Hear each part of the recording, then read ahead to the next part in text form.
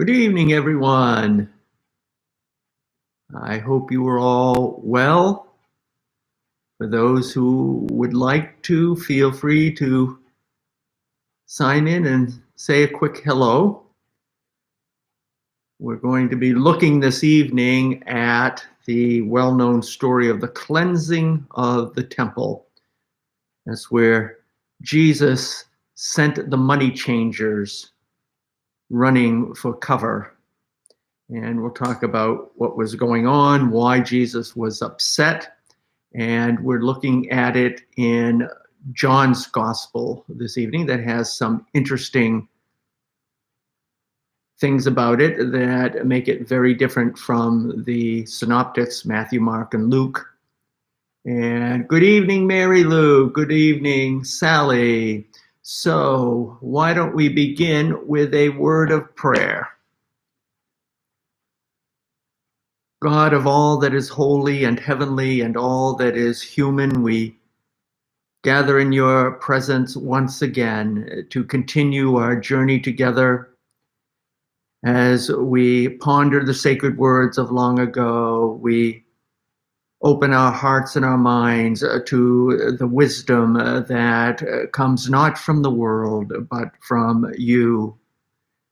We ask you to help us embrace the truth that will set us free from all that leads us astray.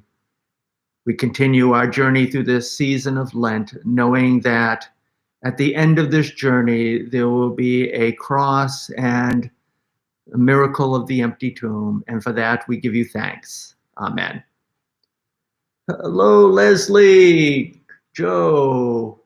Yes, happy March indeed.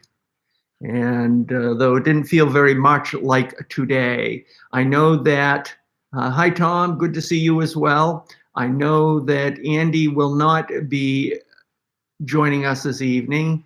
He has an excused absence.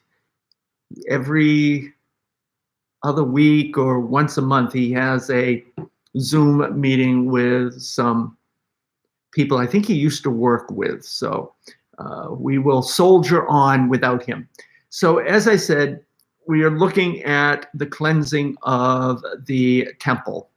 And so why don't we get right to it, and then I'll share a little bit about some of the things that make John's version of this well-known story unique.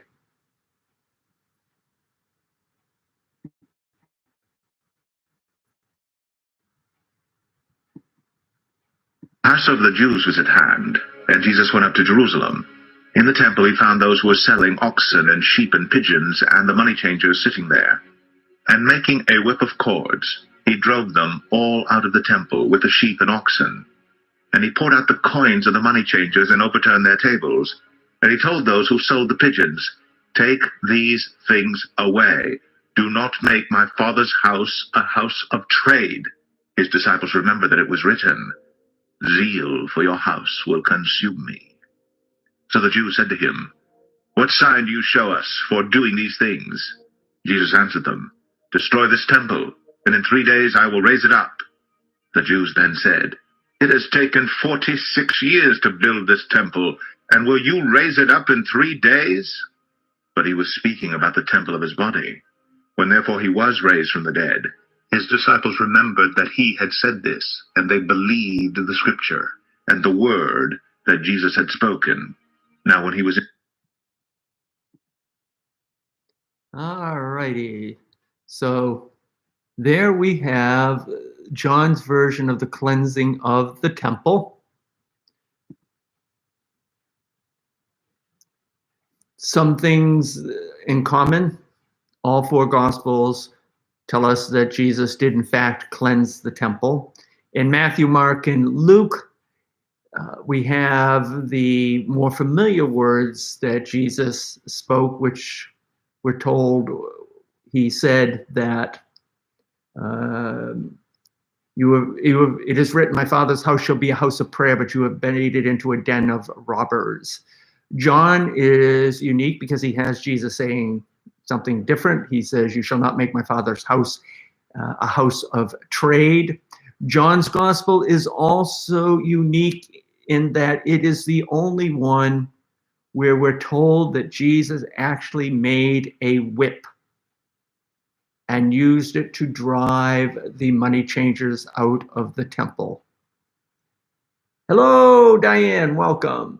So, what do you think about Jesus or John telling us that Jesus actually used a whip? After all, isn't this the same Jesus who in the Garden of Gethsemane, when they came to arrest him and Peter drew his sword, he said, "Put it away, for they who live by the sword shall die by the sword"?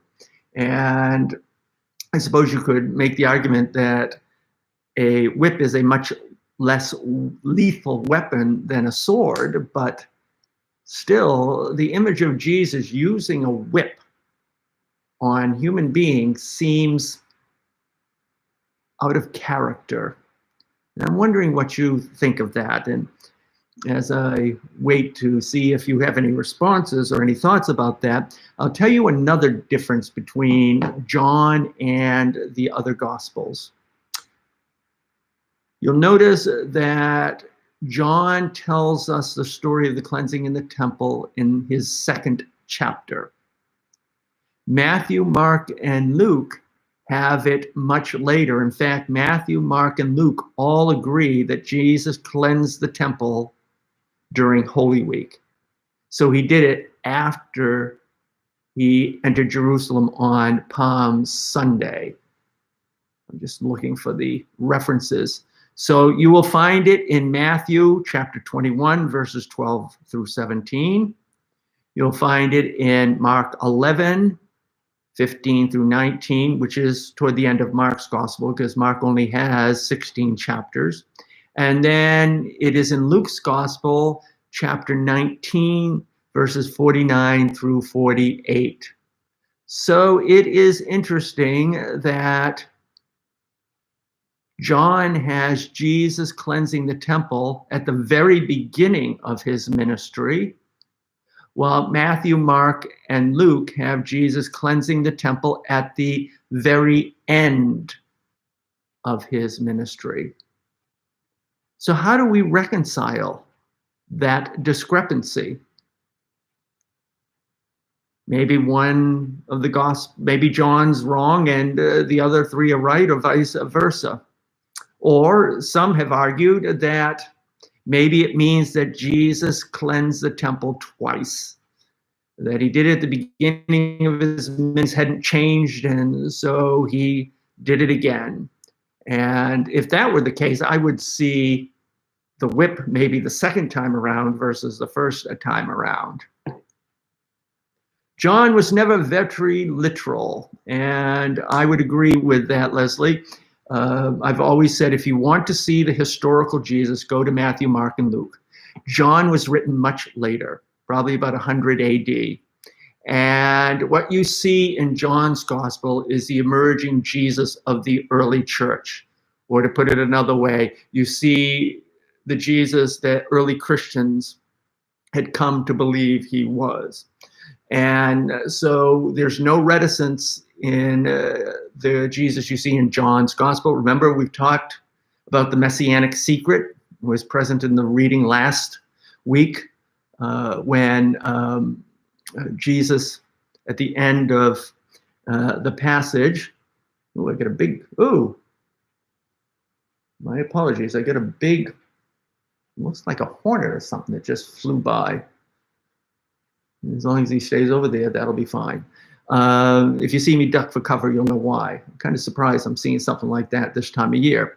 So anyways, the Messianic Secret, Jesus would do something and he would say, don't tell anyone. And as we've talked about from time to time, he did that because the people were expecting a military Messiah. And Jesus knew that if they started clamoring for him to be that military Messiah, his ministry would be over before it began. John's gospel, there's no Messianic secret. Jesus is out there front and center. He's larger than life. And we see that in this passage. So I explain it by simply saying that Jesus cleansed the temple, and if we want to know when he did it, go to Matthew, Mark, and Luke. John is putting it at the very beginning of his ministry, or Jesus's ministry, to send a message that Jesus was there to cleanse the corruptness of the Jewish faith. And John is sometimes known as the anti-Semitic gospel.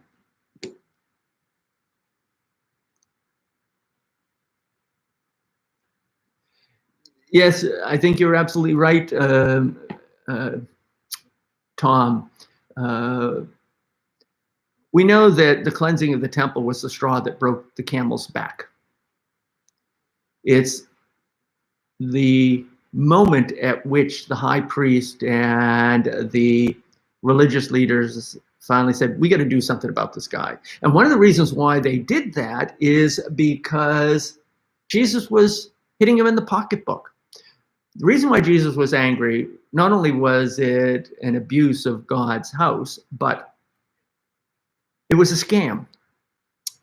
They were taking advantage of poor people. And the way they did it was simple. When you went to make an offering in the temple, you couldn't use everyday Roman coins because those were considered sacrilegious. They had the image of Caesar on it. And some people said that Caesar was a god, so therefore it was a graven image. So those were the coins, though, that you had to use in day-to-day life.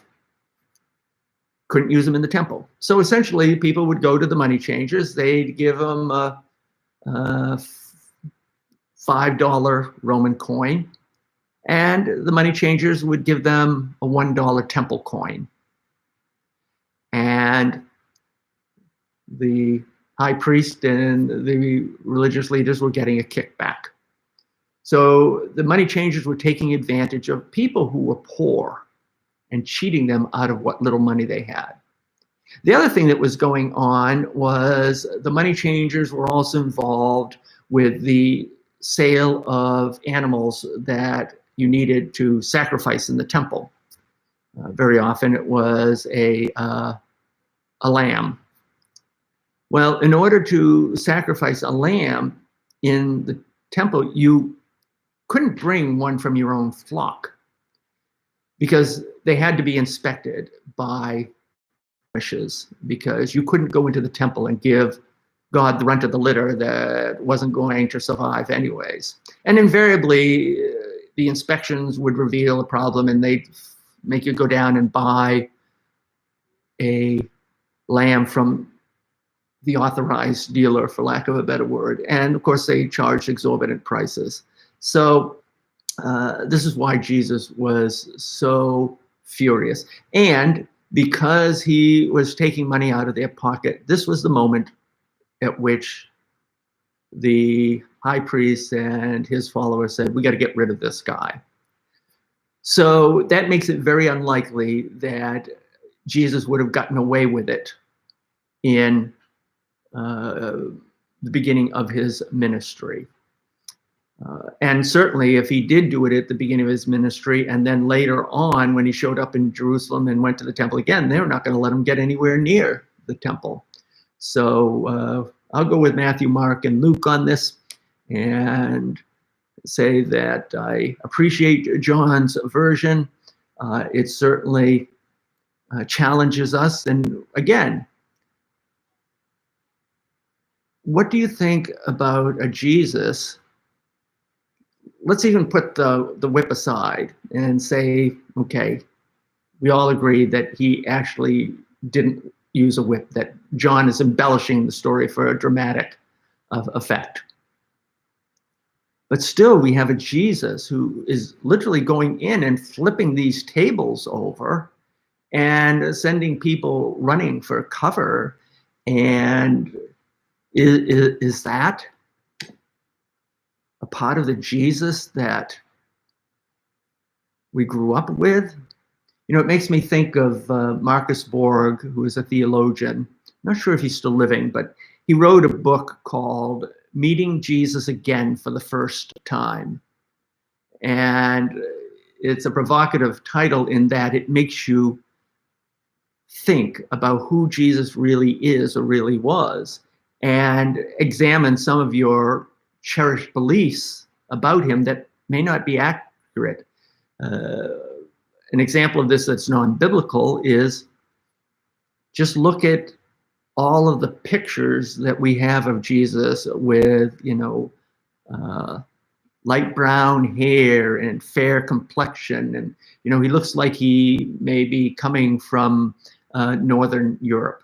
And obviously it's because these are paintings that were done by artists in Northern Europe. This is not who Jesus was. And I remember seeing a picture of Jesus in an article once that looked at him through genealogy and characteristics of Semitic men of that time. And it was quite shocking because it was very different than the Jesus I remember from Sunday school. Yes, is rightful wrath justified, or righteous indignation? And, originally when I was looking at this passage, I was thinking about going in the direction of anger in general. But then I had sort of an epiphany.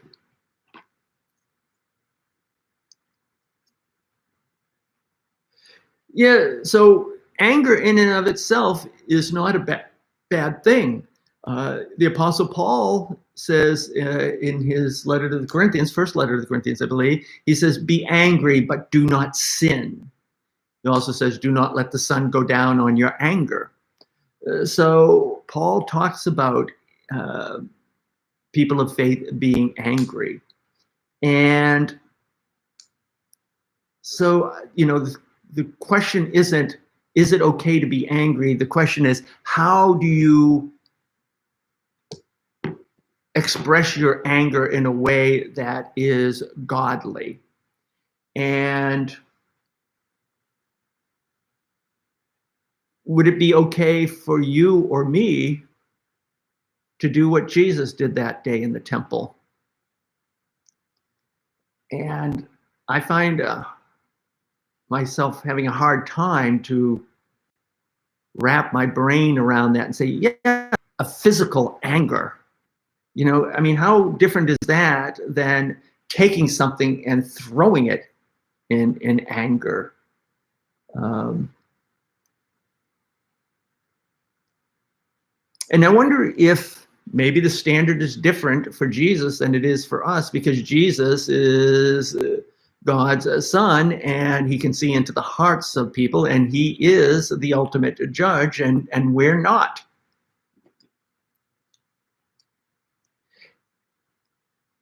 Yeah, so righteous indignation, absolutely. But I guess, where do you draw the line when it comes to expressing anger? He also has authority, absolutely. And like I say, Jesus can probably get away with it, but that doesn't mean I can get away with it. And it might be right for Jesus, but it's not right for me. And maybe the question is to look at what it was that motivated Jesus that day. To look behind the anger and say, what was it that led him to do what he did?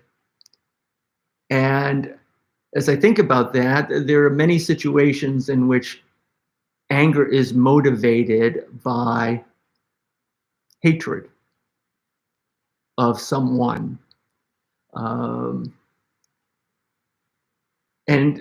is there a difference between anger that is motivated by hatred and anger that is motivated by love?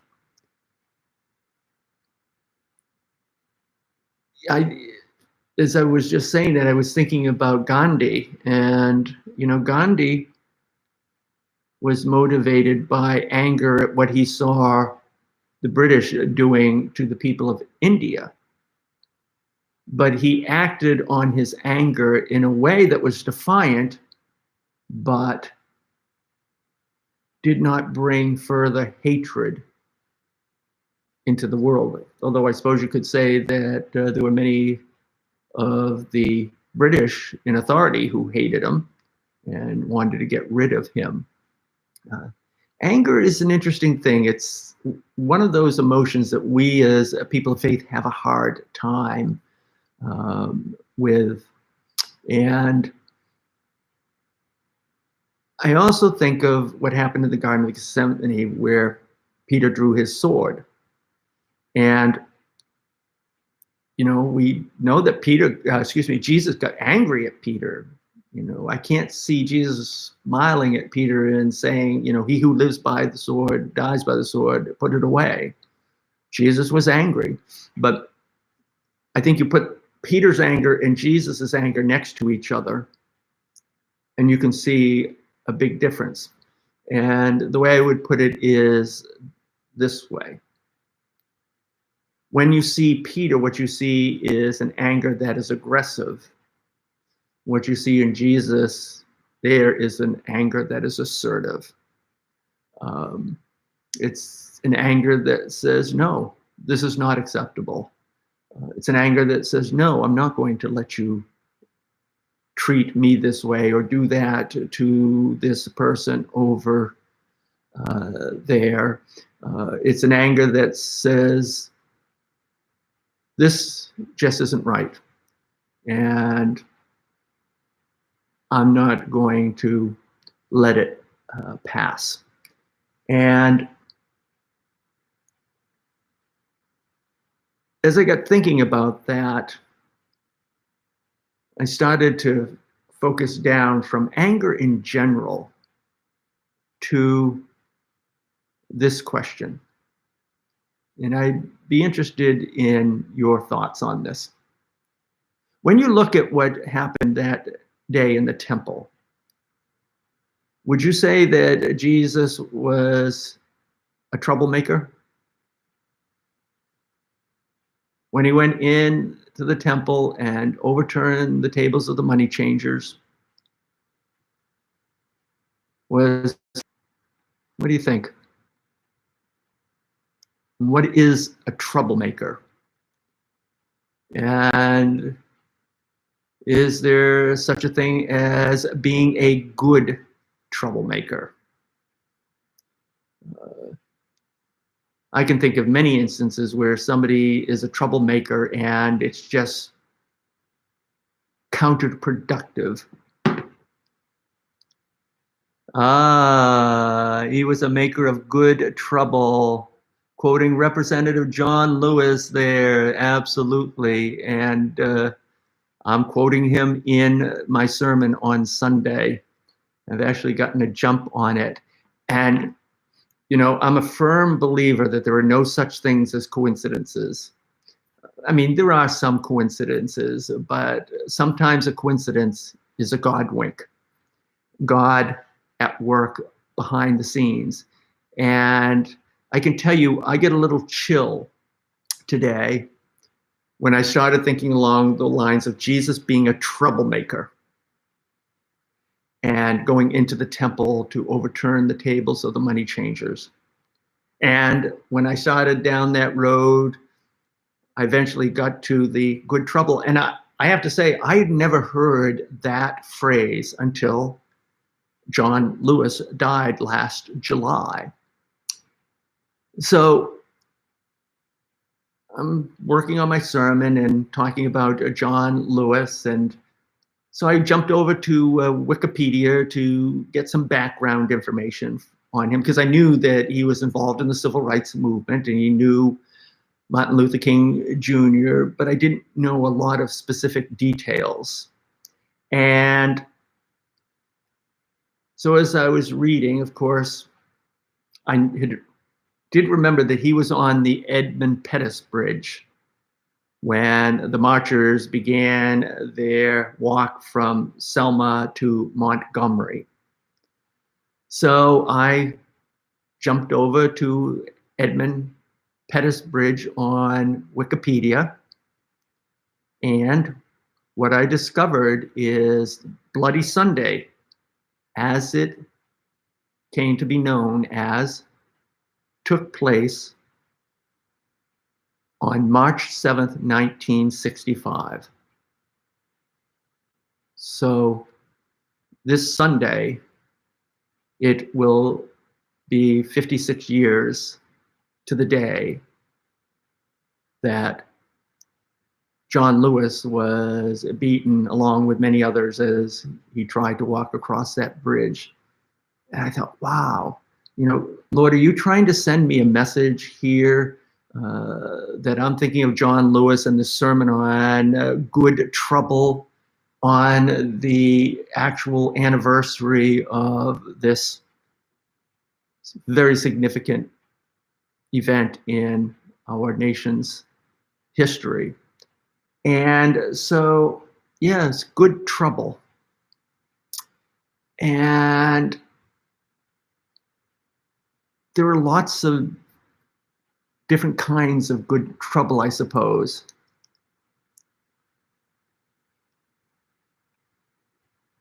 Yep. Yeah, I think it's the same thing said just a different way. But, when you think about it, change doesn't come easy. And anytime you try to change something, someone's not going to be happy. People resist change, and those who try to change things are often labeled as a troublemaker, which is what happened to John Lewis and others in the civil rights movement. And he was called a troublemaker, and he said, yes, that he was guilty when it came to the charge of being a troublemaker, but he always worked to make good trouble. And so the question is, are we called to be troublemakers today? If so, where do we need to make trouble? And I will say that when I look at contemporary society, a lot of what I'm seeing frightens me. And,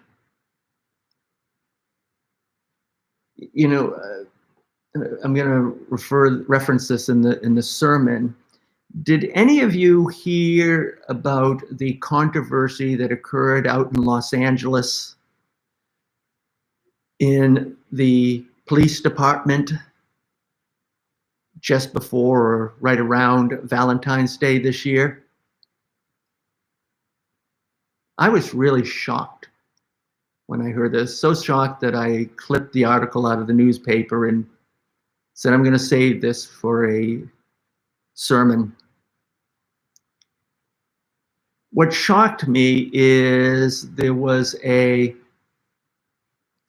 Valentine that somebody made and circulated via email among a number of officers in the department. And the Valentine's Day card showed a picture of George Floyd. And I'd have to go back because I didn't see the actual card. So I don't know if it was just a picture of George Floyd. It may have actually been a still shot of the officer with his knee on George Floyd's neck. And the caption was, Valentine's Day now, you take my breath away. I see things like that, and my reaction is, God help us if we don't make some good trouble as people of faith. And as I was writing my sermon today, I thought, I see things like that, and it makes me realize we need more Black Lives Matter signs out there. And yes, how can we not follow Jesus and at times be advocates for good trouble? The key is to be advocates for good trouble, though, in a way that doesn't bring more hatred into this world. So, again, going back to Gandhi, he was a troublemaker, but it was good trouble. And he believed in nonviolence.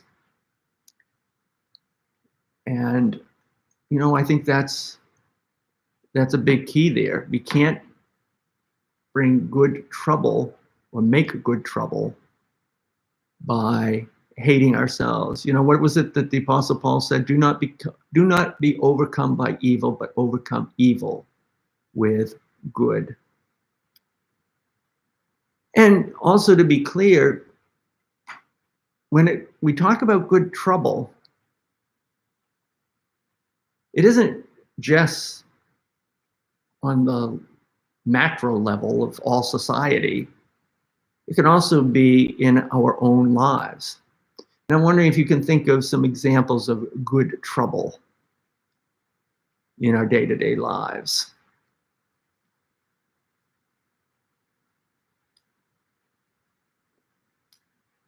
What about, here's one. You are out in a restaurant and you see a friend of yours and he is with a woman who is not his wife. And they seem to be very flirtatious, hand-holding, whatever. What do you do?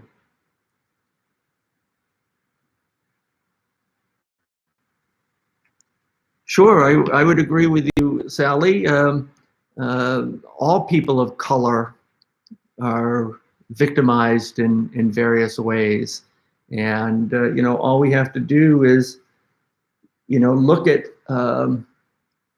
we just saw this National Basketball Association, NBA, the player who's has Chinese background, Jeremy Lin. And he said that he has heard a number of slurs and insults in games recently and related to people's anger over the pandemic and its origins from China.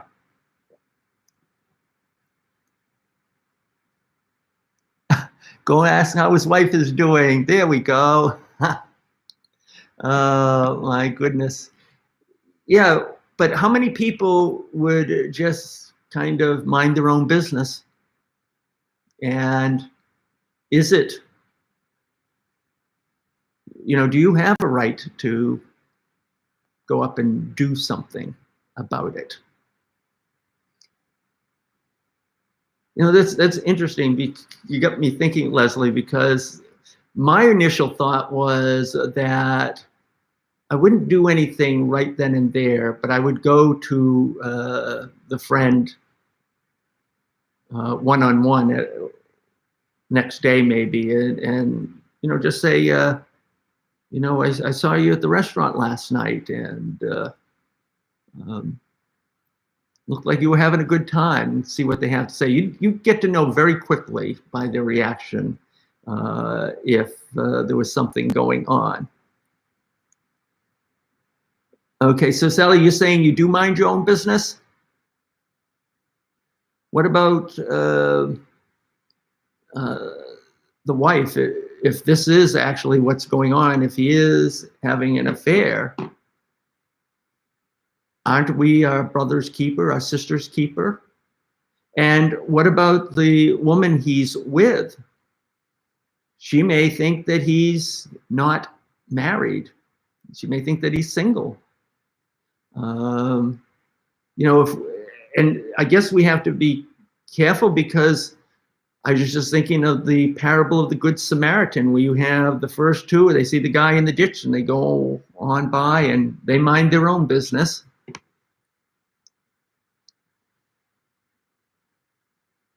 I don't know. I'd have to give it some more thought.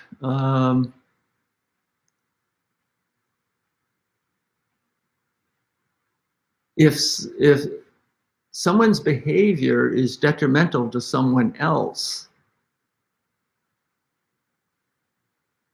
and we don't do something about it, I think I would go to the person one-on-one, and I would say to them, I saw you there, and just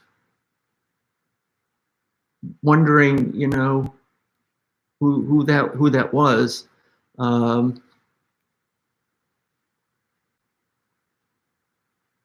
Good trouble, I think, is a part of our faith. If we want to be faithful to Jesus, as far as minding our own business, I also thought about this. How often have people been victims because we minded our own business? And what I was specifically thinking of is, before I came to North Reading, I was serving as the interim pastor in Gray, Maine. Literally 2 weeks before I finished there to come to North Reading, there was a big scandal that erupted. I can't remember the gentleman's last name. I just remember his first name was Norman. Oh, Norman Cole. I think that's what it was. Yes, because there was a restaurant in Gray called Cole's, and he was arrested for sexually abusing boys. And it was a big scandal, and it was devastating for many people in the church, because while Norman didn't attend, his family did. So everybody was talking about it. And as tragic as that was, what absolutely shocked me was I was talking to the organist one day, and she nodded her head knowingly as I was saying how this was really so tragic. And she said, "Oh yes," she said, for people for years were always talking about Norman and his boys. And so apparently this was kind of a well-kept secret around town. And how many boys were victimized because people they just minded their own business. And so while I can understand the need to respect boundaries and all, this would have been a situation where Jesus would have wanted someone to make some good trouble and say, "Hey, something's going on here. It just doesn't seem right." Apparently there was a Crystal Lake is in Gray, and there was a little island out in the middle of the lake, and he had a cabin on there, and he would take the kids out there.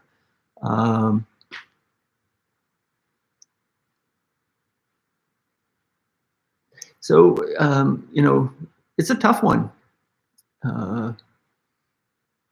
Being called to make good trouble.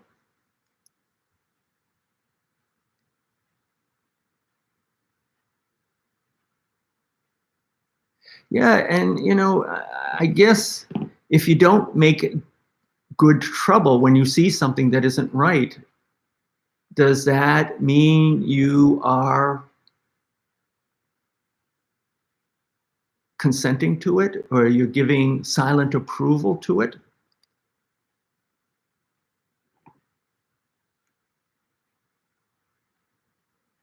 Yeah, I will agree, Sally. There's a difference between an adult and a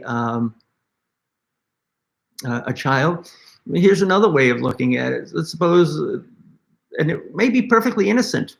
You go to the guy and he says, "Oh yeah, that was my sister or whatever," and it really was a sister. That's why you can't make conclusions. You always have to ask questions. I learned that as a pastor very early on. It's the hard way. But let's suppose he was out there with someone having an affair, and the wife comes to you and says, "Did you know he was doing this?" What do you do then? I mean, do you say no? And how can you say no when it's not really being honest, because you had a feeling that this might be going on? And sometimes I think we hesitate to make good trouble because we know that it's going to make things potentially rough for us. Look, Jesus went into the temple, and when he did what he did, when he made good trouble, okay, everybody didn't stand there and applaud, and they didn't give him a medal for it. Making good trouble isn't easy, but if Jesus hadn't done anything, then these people that are being cheated, he's consenting to that. And so I think we have to be very careful, because we aren't Jesus, but there are times when we are called.